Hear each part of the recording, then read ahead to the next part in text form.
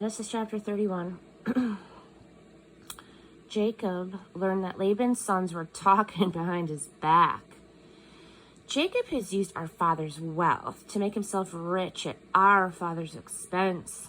At the same time, Jacob noticed that Laban had changed toward him. He wasn't treating him the same. That's when God said to Jacob, "Go back home where you were born. I'll go with you." So, Jacob sent word for Rachel and Leah to meet him out in the field where his flocks were.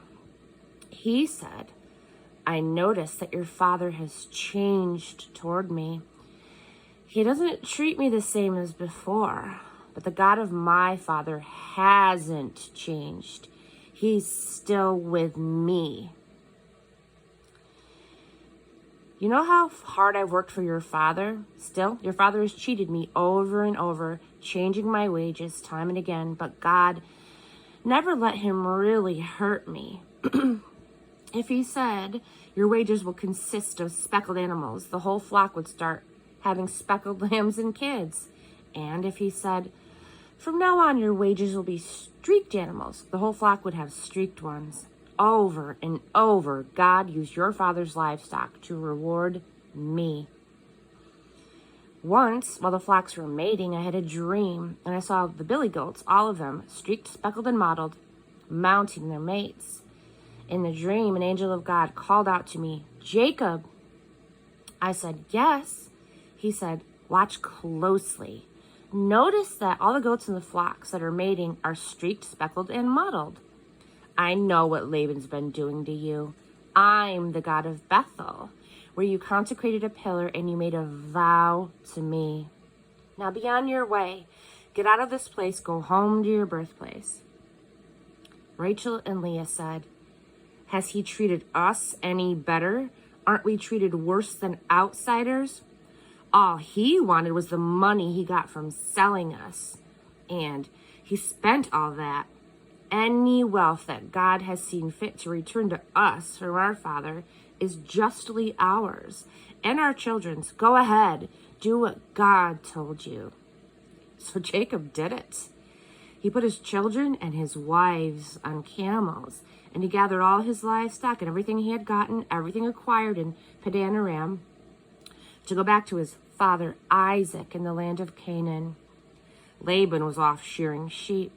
Rachel stole her father's household gods, and Jacob had concealed his plan so well that Laban the Aramean had no idea what was going on. He was totally in the dark. Jacob got away with everything he had and was soon across the Euphrates, headed for the hill country of Gilead. 3 days later, Laban got the news. Jacob's run off. Laban rounded up his relatives and chased after them. 7 days later, they caught up with him in the hill country of Gilead. That night, God came to Laban the Aramean in a dream and said, "Be careful of what you do to Jacob, whether good or bad." When Laban reached him, Jacob's tents were pitched in the Gilead mountains. Laban pitched his tents there too. "What do you mean," said Laban, "by keeping me in the dark and sneaking off, hauling my daughters off like prisoners of war? Why did you run off like a thief in the night? Why didn't you tell me? Why, I would have sent you off with a great celebration, music, timbrels, and flutes, but you wouldn't permit me so much as a kiss for my daughters and grandchildren. It was a stupid thing for you to do. If I had a mind to, I could destroy you right now. But the God of your father spoke to me last night. He said, 'Be careful what you do to Jacob, whether good or bad.' I understand. You left because you were homesick, but why did you steal my household gods?"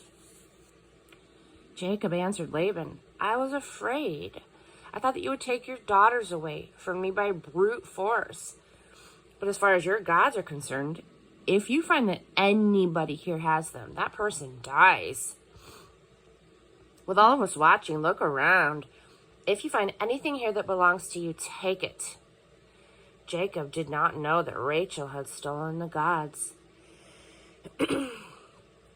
Laban went through Jacob's tent, Leah's tent, and the tents of the two maids, but he didn't find them. He went from Leah's tent to Rachel's, but Rachel had taken the household gods, put them inside a camel cushion, and was sitting on them.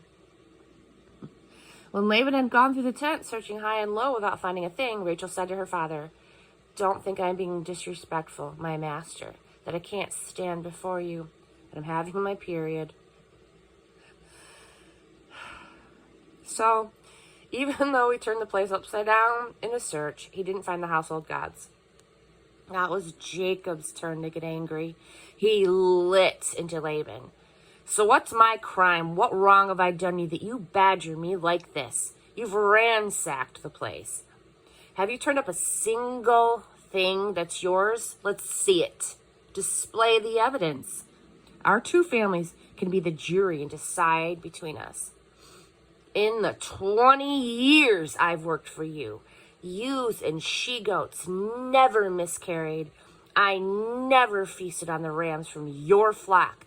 I never brought you a torn carcass killed by wild animals, but that I paid for it out of my own pocket. Actually, you made me pay, whether it was my fault or not. I was out in all kinds of weather, from torrid heat to freezing cold, putting in many a sleepless night. For 20 years I have done this. I slaved away 14 years for your 2 daughters and another 6 years for your flock, and you changed my wages 10 times.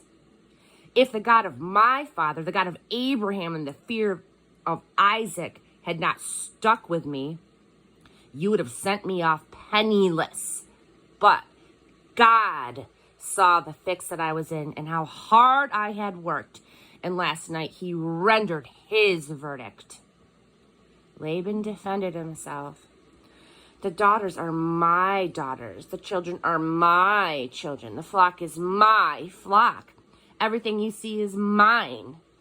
But what can I do about my daughters or for the children that they've had? So let's settle things between us. Make a covenant. God will be the witness between us." Jacob took a stone and he set it upright as a pillar. Jacob called his family around. "Get stones." They gathered stones and they heaped them up and then ate there beside the pile of stones. Laban named it in Aramaic Yegar Sahadutha, which means witness monument. Jacob echoed the naming in Hebrew Gilead, which means witness monument. Laban said, "This monument of stones will be a witness beginning now between you and me." That's why it's called Gilead, witness monument.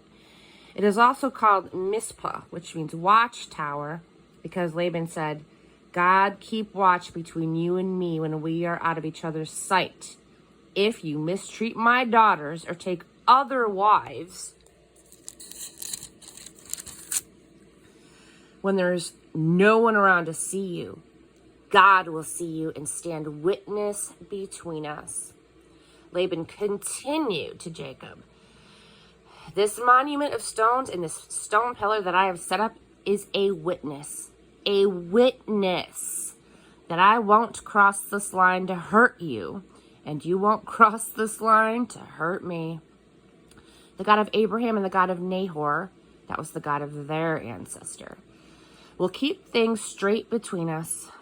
Jacob promised, swearing by the fear, the God of his father Isaac. Then Jacob offered a sacrifice on the mountain and worshipped, calling in all of his family members to the meal. They ate and slept that night on the mountain. Laban got up early the next morning. He kissed his grandchildren and his daughters. He blessed them. Then he set off for home.